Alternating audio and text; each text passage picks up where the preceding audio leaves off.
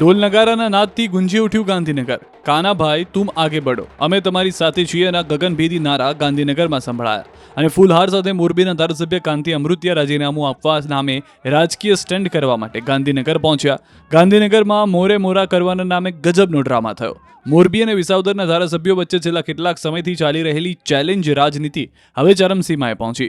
મોરબીના ધારાસભ્ય કાંતિ અમૃતિયા વિસાવદરના ધારાસભ્ય ગોપાલ ઇટાલિયાને આપેલા પડકારને પૂર્ણ કરવા માટે પોતાના સમર્થકોની લગભગ 100 ગાડીના વિશાળ કાફલા સાથે ગાંધીનગર પહોંચ્યા. વિધાનસભા બહાર સમર્થકો સાથે રેલી કાઢી પહોંચ્યા. આ સમયે તેમની સાથે તેમના સમર્થકો પણ હતા. થોડા નારા લગાવ્યા, પોસ્ટરો સાથે સમર્થકોએ પણ શક્તિ બતાવી. ગાંધીનગર વિધાનસભાની બહાર બેસી ગયા અને હાઈ વોલ્ટેજ ડ્રામા કર્યો, જ્યાં તેમણે 12:15 વાગ્યા સુધી ઇટાલિયાની રાહ જોઈ હતી. જો કે ઇટાલિયા ન આવતા તેઓ વિધાનસભાથી પરત જવા રવાના થઈ ગયા. એટલે પોસ્ટરમાં જે લખ્યું હતું એવું કાંતિભાઈ કંઈ કરી જ શક્યા નહીં. આવ્યા હતા રાજીનામું આપવા, પણ રાજકીય ડ્રામા કરીને ચાલતી પકડી.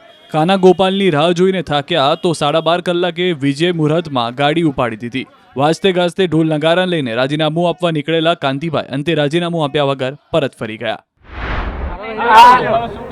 આ મારું રાજીનામું લઈને આવ્યો હું.